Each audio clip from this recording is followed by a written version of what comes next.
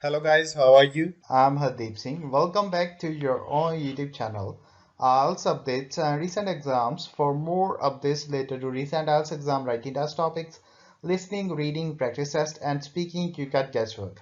Please guys participate in everyday listening and reading practice test to achieve your desired band score in your actual IELTS exam. Please hit the like and subscribe button. Press the bell icon for the upcoming notifications. Don't forget like, subscribe and share my YouTube channel and my Facebook page, IELTS updates and recent exams. Part 1. You will hear a conversation between a man and a woman discussing the loss of a bag on board a plane. First, you have some time to look at questions 1 to 5.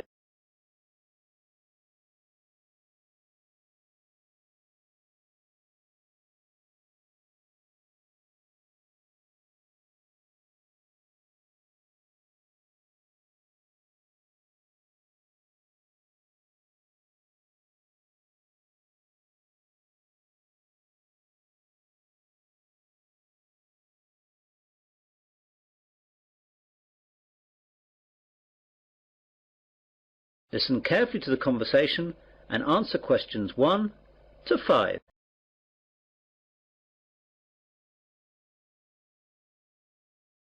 Pan Asian Airways, John speaking. Can I help you? Yes, please. I left something on one of your planes last night.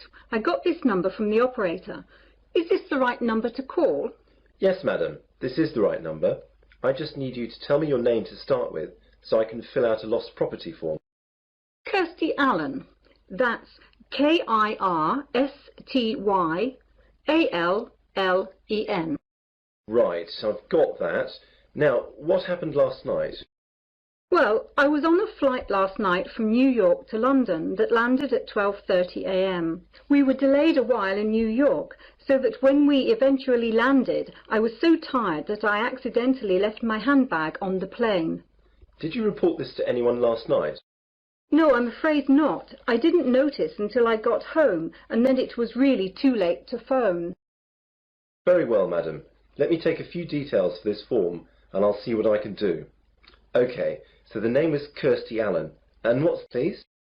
48 Wyndham Road, Richmond. The postcode? R16GH7. Good, I've got that. Now, your telephone number? Well, my home number is 020-8927-7651. And my mobile is 07754-897-432. I'm sorry, I didn't catch the second one. What was the mobile again? 07754-897-432. Thanks. Now, do you know the flight number of the plane you were on last night? Oh yes, hang on a second. I've got my boarding pass stub right here.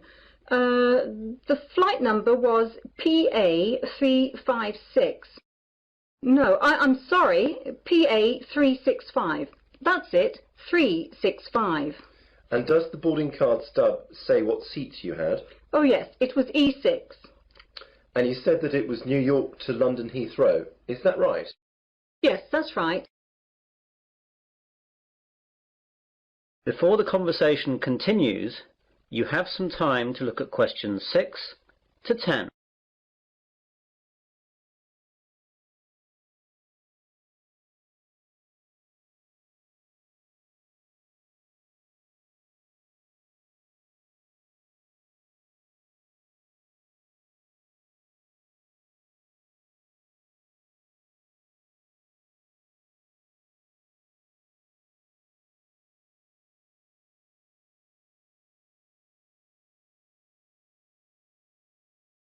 Now listen carefully and answer questions 6 to 10.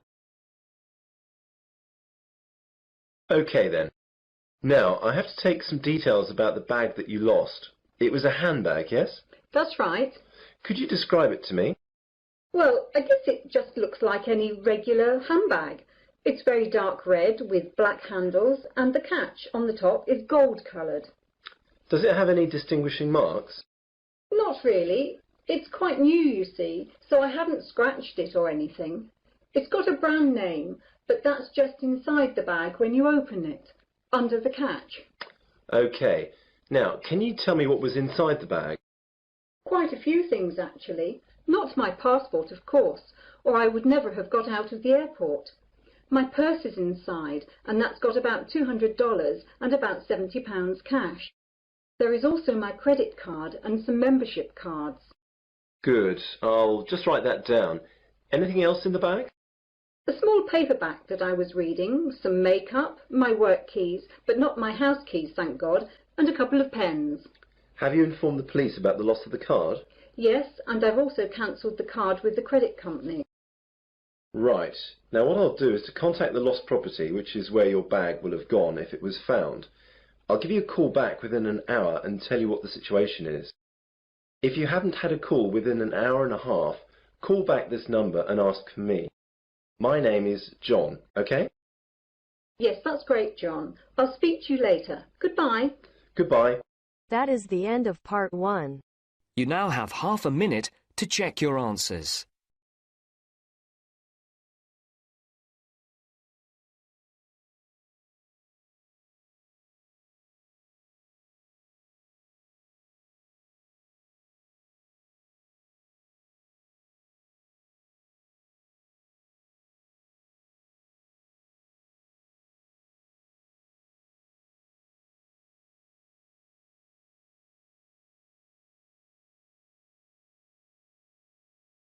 Now turns to part 2.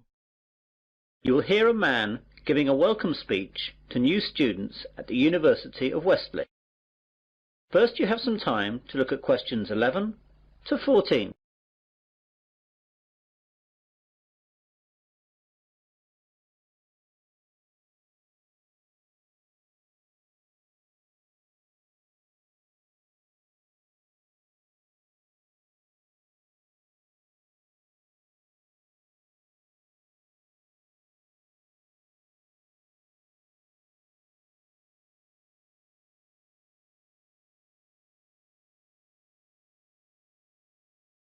Now listen carefully to the welcome speech and answer questions 11 to 14.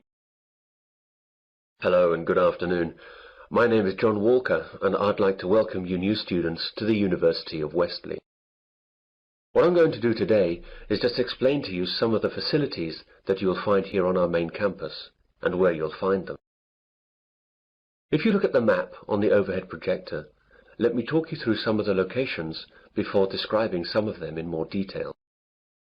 Well, at present we're in the university's main lecture hall.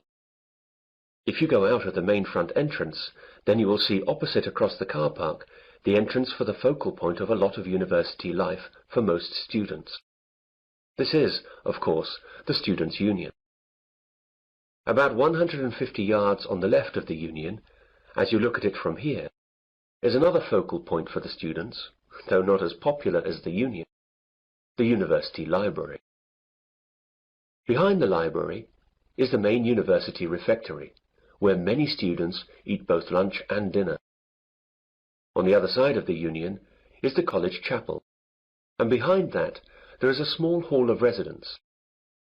There are 3 other halls of residence behind the Students' Union.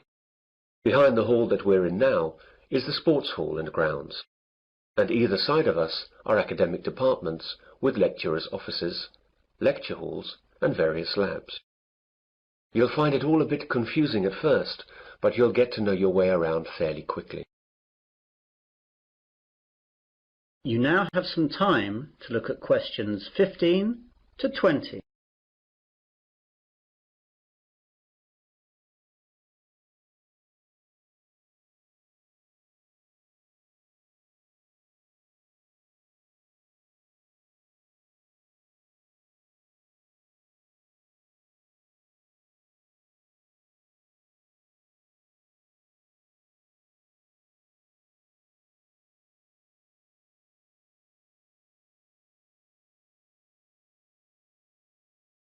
Now listen to the rest of the welcome speech and answer questions 15 to 20. I'd like now to talk about a few important places on the campus. All students must belong to the Students' Union if they wish to use any of its services. It's very cheap, and we certainly recommend that you join. The Union provides a bookshop covering all the course books at the university, plus lots of other titles for a range of interests. You can eat and drink at the Union. There is a Fat Phillips on the ground floor, serving a wide range of fast foods and drinks. Then there is the main Union bar up on the first floor. This is where the Union parties, dances and balls are held. And there's a pizza corner where cheap, large pizzas can be served up in a few minutes. Other areas that will be of interest to students are the Welfare Office, the Travel Office and the Clubs Office. The Clubs Office will get you in touch with all the clubs that are part of the Students' Union. These clubs vary from football to drama to potholing to beer drinking. There really is something for everyone. The Union opens up at 8 a.m. every day and closes at 12 midnight, unless there are any functions going on later. I'd like to move on to the library now. This is where a lot of you will, I hope, be spending a lot of time over the next 3 or 4 years, working and doing research. Of course, this isn't as exciting as the social aspects of university life, but of course it really is the main reason that you are all here. I therefore urge you to get over there as soon as you can, as you have to register, and then you can have a look around. During the first 2 weeks of the academic year, that is, now, there are tours every 2 hours aimed at familiarizing new students to all the services that the library offers. The library is open from 9 a.m. to 9 p.m., though it stays open later during final exams. As I said earlier, the refectory is behind the library. The refectory offers a range of cheap meals at lunchtimes and in the evenings. It's open from 12 noon to 3 p.m. for lunch, and from 6 p.m. to 8:30 p.m. for dinner. They try to offer a variety of food, from favourites to healthy options to ethnic foods, and there's always a choice for vegetarians and vegans. The University Sports Hall is one of the most used buildings at the university. To use the hall or the grounds, you must be a member of the Athletic Union, which is part of the Students' Union. Again, this costs very little and will allow you to use all university sports facilities, represent university teams, and it fully insures you during your membership of the Athletic Union. This is really excellent value. For departments and academic facilities, there isn't enough time to go through all of them, but your respective departments should furnish you with maps and information that will satisfy your needs. For all services offered at the university, I recommend that you purchase a Discount Plus card. This card costs £50 and lasts for the academic year. It will then give you discounts on all services at the university. For instance, a £4 meal at the refectory would be reduced to £2.50. It will also give you free usage of the late-night minibus that the university runs to places off campus, which normally costs £1. You can see that it wouldn't take very long to make it worthwhile. The cards can be bought at the Students' Union.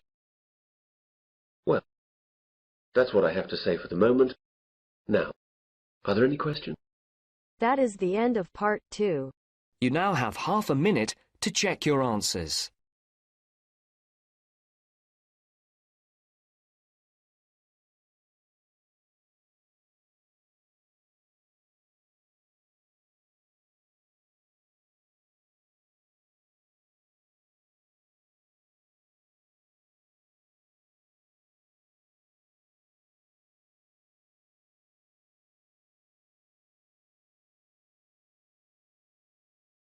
Now turns to part 3.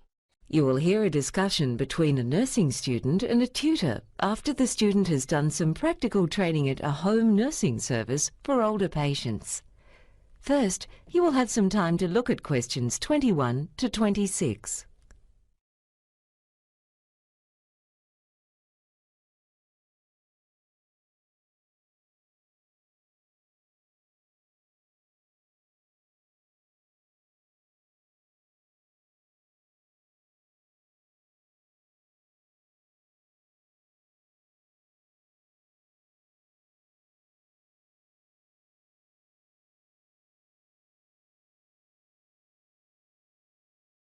Now listen and answer questions 21 to 26.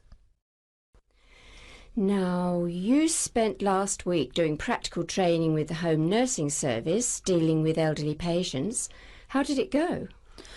Oh, it was pretty good. I mean, I learned a lot since I hadn't had much to do with older patients before. Well, with our ageing population, care of the elderly is a major focus of the healthcare system. And quite a range of healthcare professionals are called upon. Yes, I was surprised in a few cases. For instance, we know that preventing falls is very important.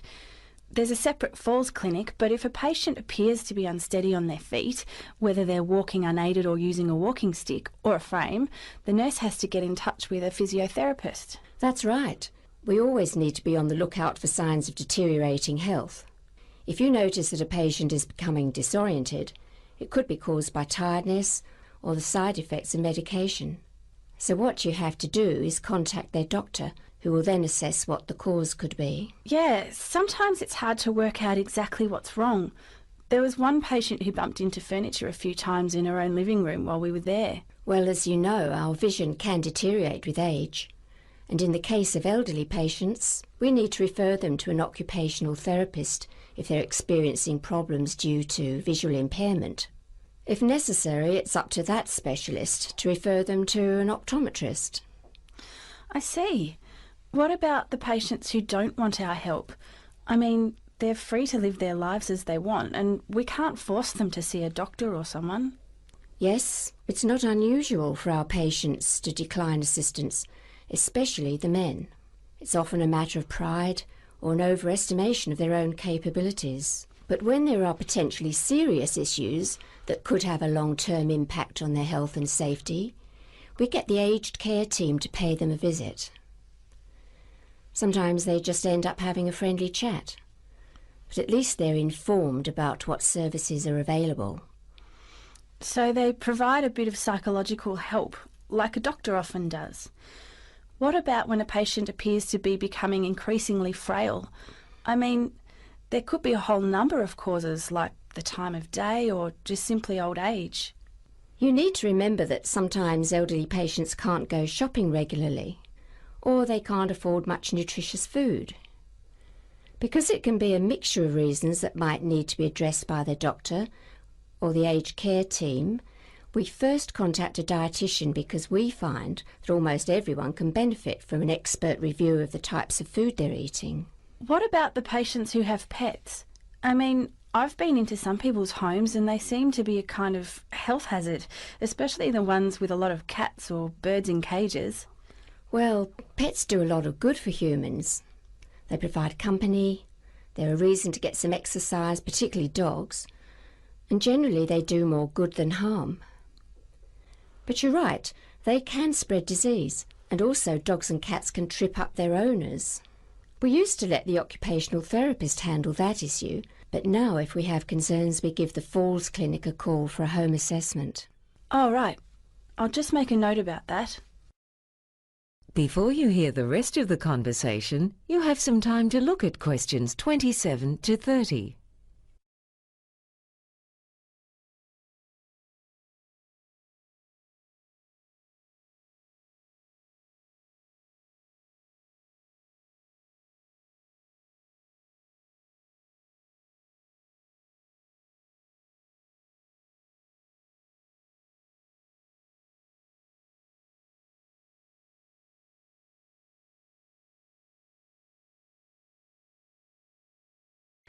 Now listen and answer questions 27 to 30.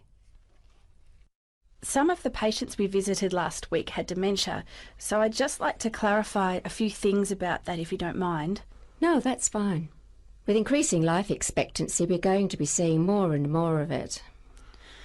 I know that dementia can be caused by genetic or environmental factors, such as overindulging in alcohol over a long period of time, but it seems that it can be difficult to diagnose dementia because its symptoms can occur with various other conditions.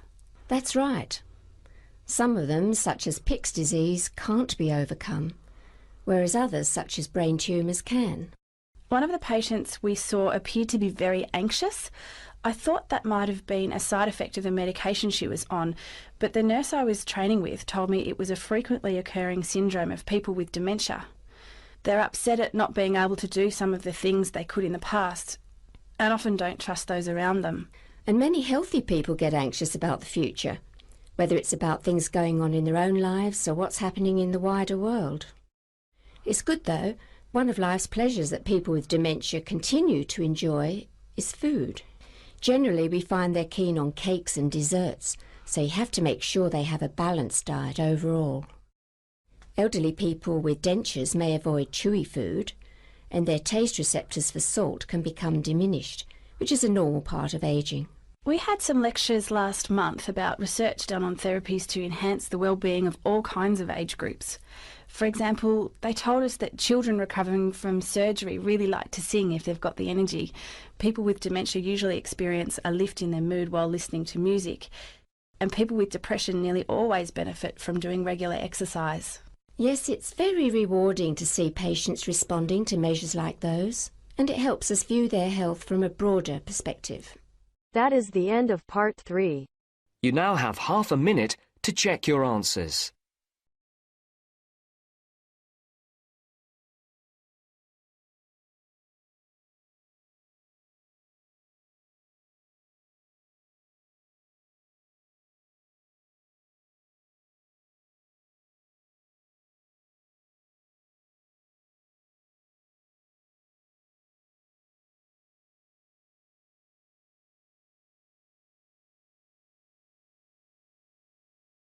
Now turns to part 4. You'll hear a lecture to anthropology students about an ethnic group called the Tuareg. Many of these people live in the Sahara Desert in Africa. First, you have some time to look at questions 31 to 40.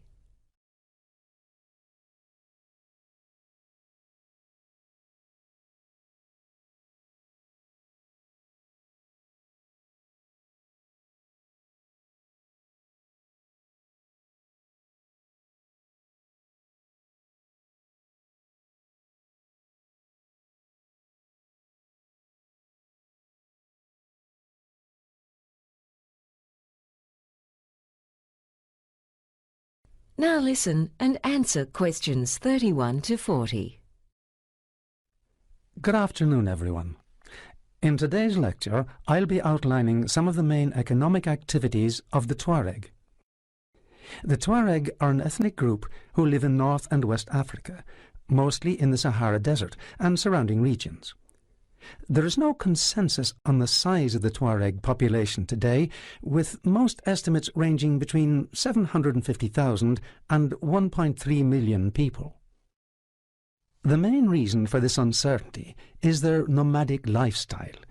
It's always difficult to conduct a census among people who do not live in permanent settlements.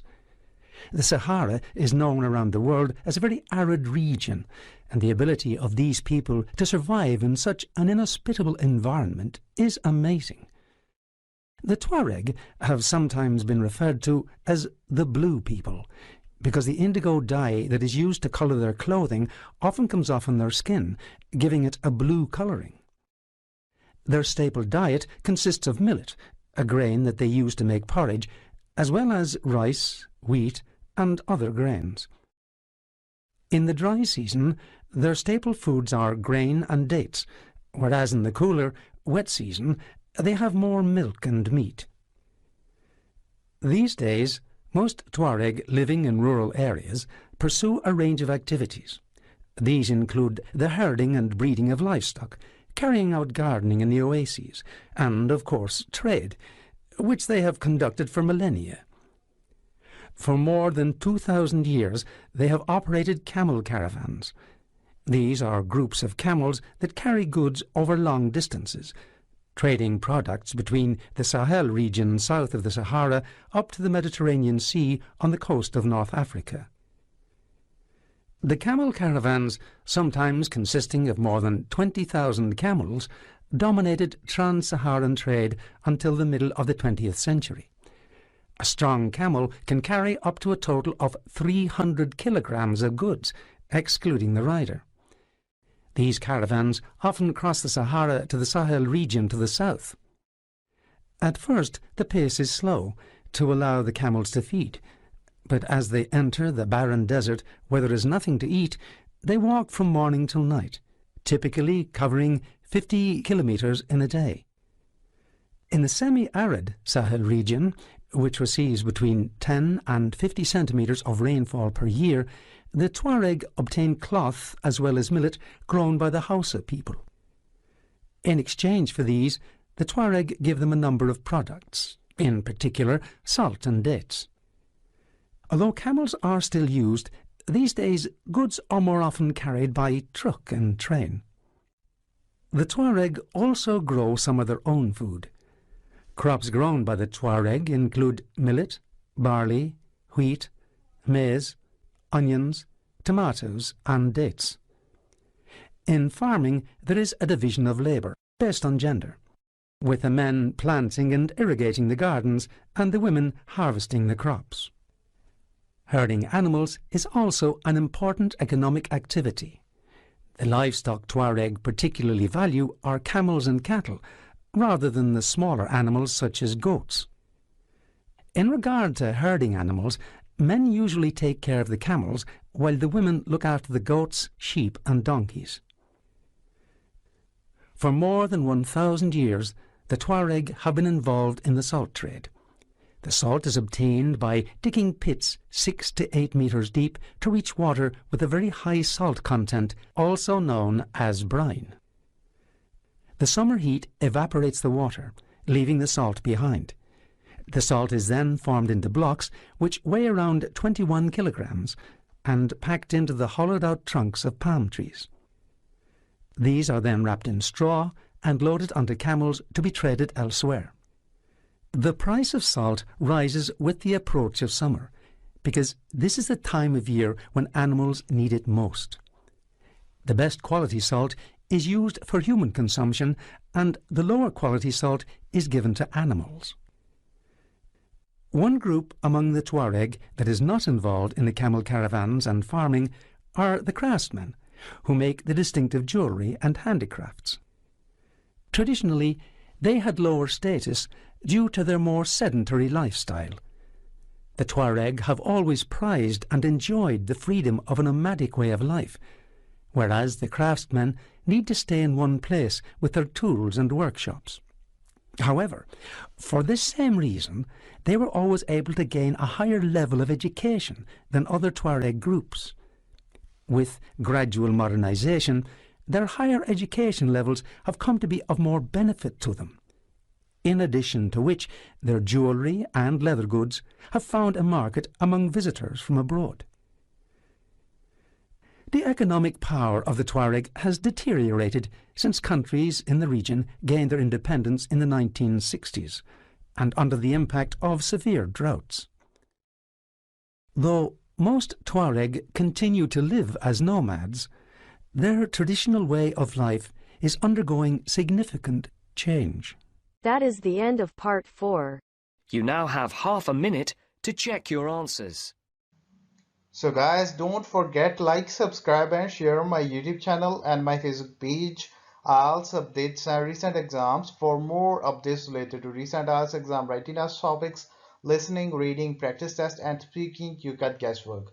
Please guys, participate in everyday new IELTS listening and reading practice tests to achieve your desired band score in your actual IELTS exam. For more IELTS material, visit my official website www.ieltsupdatesandrecentexams.com. The link is given below in the description. If you need PDF files of latest IELTS material, then please join my Telegram channel. So guys, please write your score below the comment section. Again, thanks for listening. God bless you all guys. Stay tuned, stay safe.